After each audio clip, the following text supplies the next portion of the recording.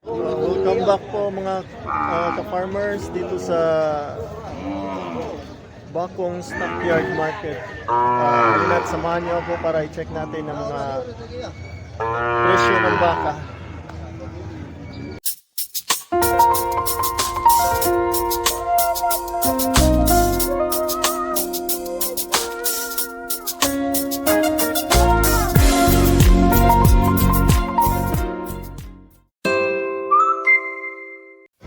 So ito po yung section ng stockyard sa mga pangkatay na baka.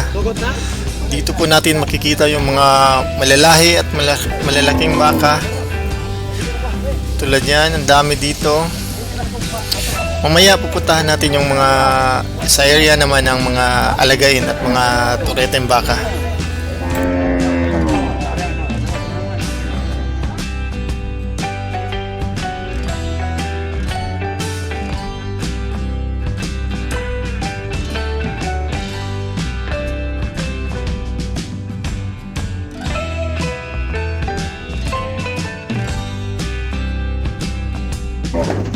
Pila ni boss?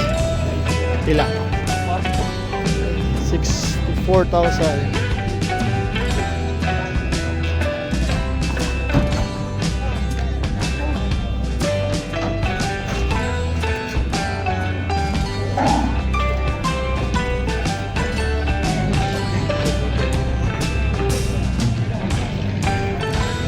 Pila din boss? Pila? 9.5?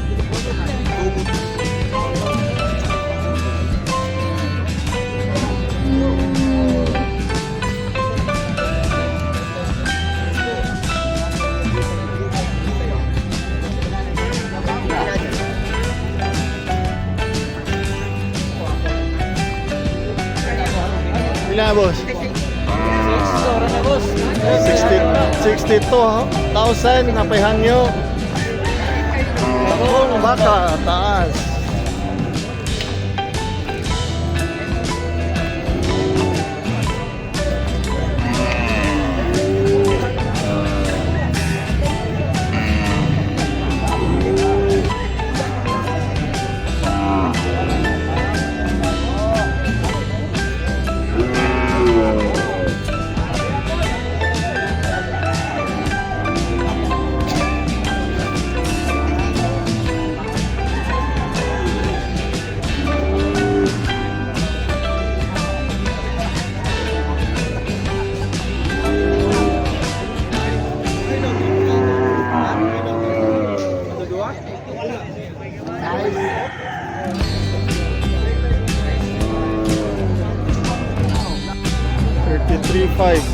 Mga alagain po. So, ilan mo boss? Ilan eh? 47. Yan. Okay.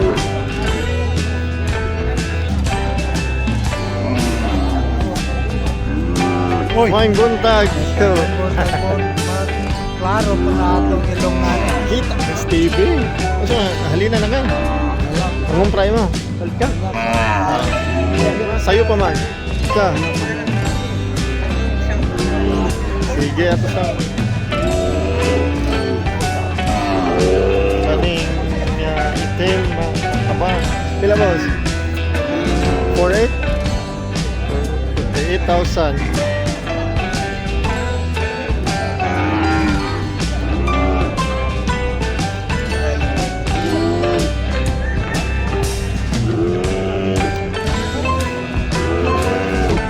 Manong, pila na yung manong? Pila? 2,000.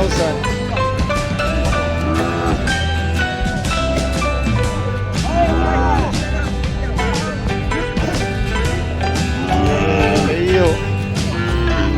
Ayo, pila? 21. Tapat, 21.5. 3.5 ang dako, ang pula. 21 ang dako. 21 po ng pula. Puro bayin mo ha. Lupas ang sayo pa.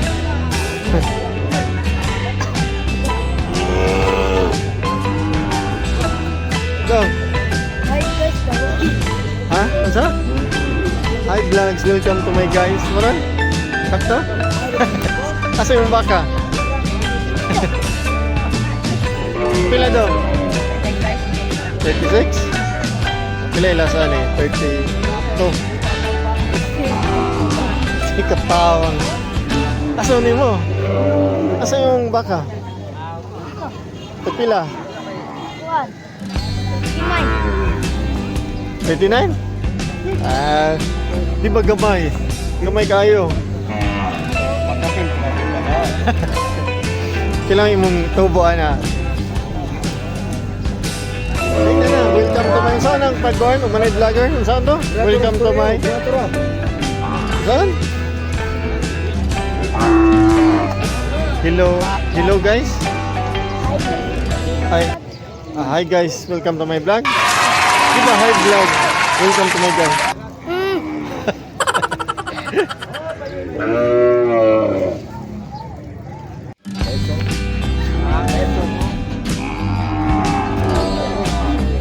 Three, four, three, five.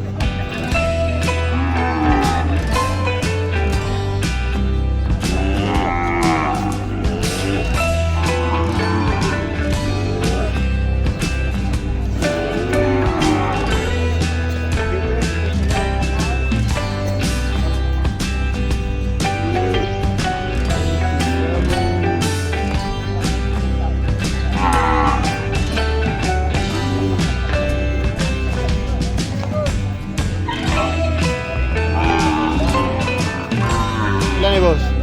Ilan? 35,000.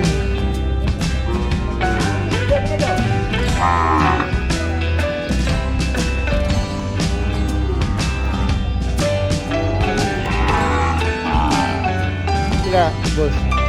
Ila? 55. Oh, 55,000. Ito bang bali mo? Ito bagap mo presyo ako.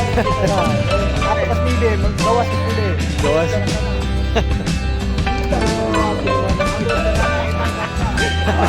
ako magbawas yung take back.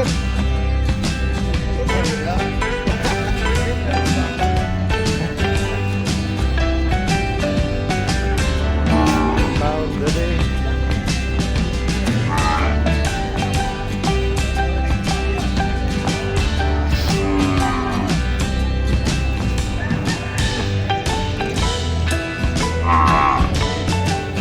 Yung ano yun? Pila? 65,000. Tako, naba.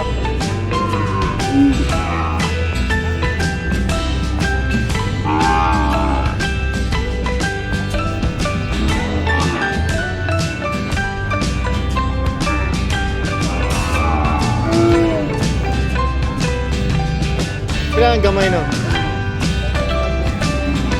59.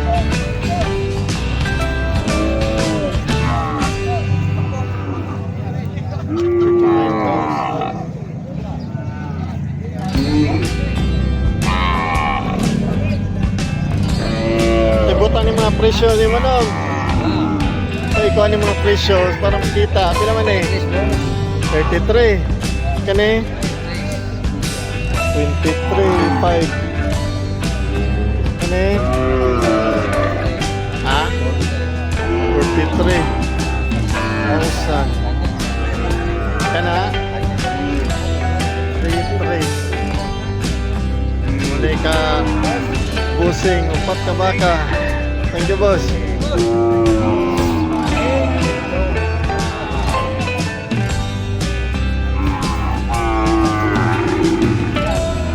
May 48,000.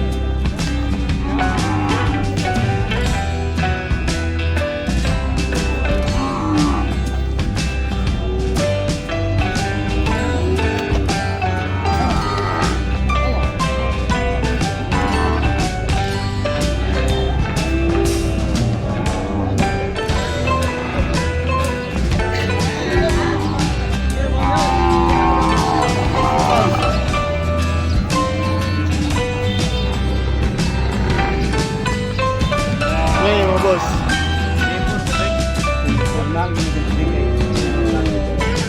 Bago pa yung luto?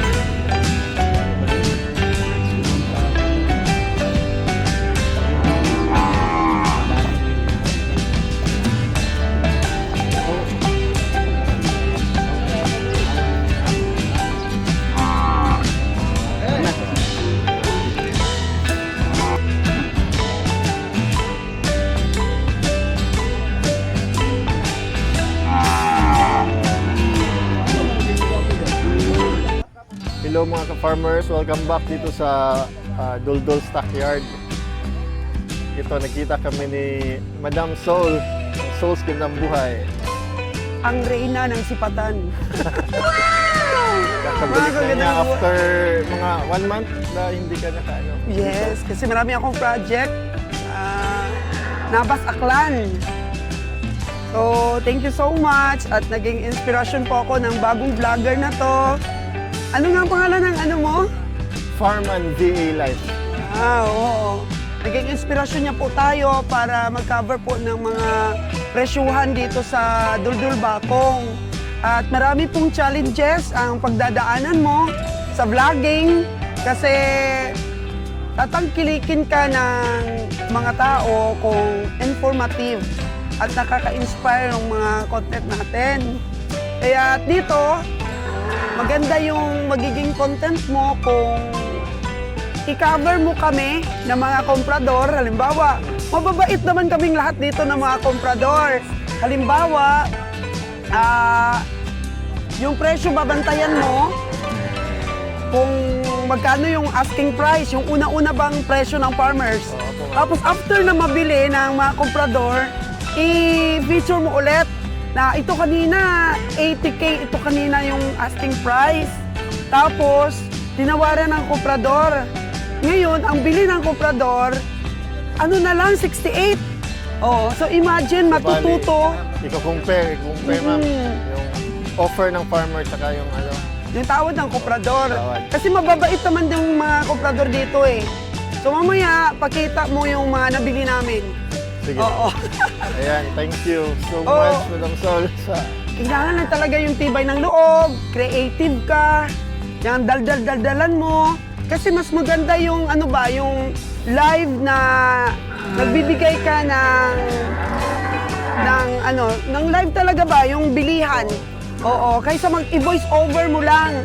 Kasi kung live kasi, alam nila na totoo talaga na ganun ang presyo, ganun ang tawaran.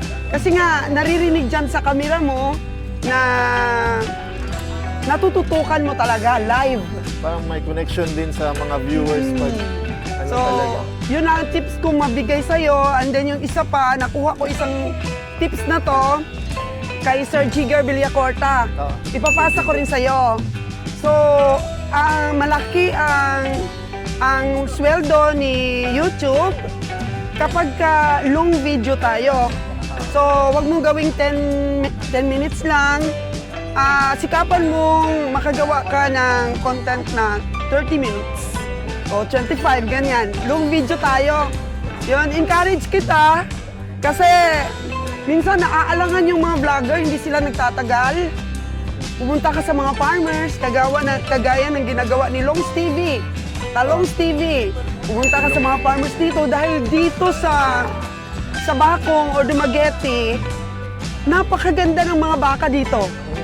So, kung mga alagain, i-features mo yon dahil mataas na yung mga genetics ng mga baka dito. Oo, wala na halos mga native, ano? Mataas Marami na. Hybrid na. Marami kang pwedeng gawing content. Tapos, dyan, bigyan mo sila ng update kung magkano ang mga presyo ng mga alagain, ng mga pangkatay. Mag-ano ka rin, mag-explore ka rin sa mga katayan. Mandami, kaya kailangan na talaga pagka ano tayo, content creator, yung ano ba natin, imagination, ano ba tayo, tinatawag dito, creative tayo. Creative tayo sa ating mga vlogs. And thank you so much. At na-inspire kita na gumawa din ng mga content. Tutulungan kita para maiangat ang channel mo. Salamat po, Madam. Ayan, maraming salamat po Madam Sol sa mga tips and advice mo sa mga newbie at aspiring vloggers kagaya ko. Patuloy po sana kayong maging inspirasyon, hindi lang sa mga gustong mag-vlogs, kundi pati na rin sa mga viewers na gustong matuto sa pagninegosyo, particularly sa pagbabaka. At sa mga OFW na viewers na gusto lang makakita ng updates dito sa Pinas, lalo na sa probinsya na namimiss na nila. Thank you po ulit and God bless.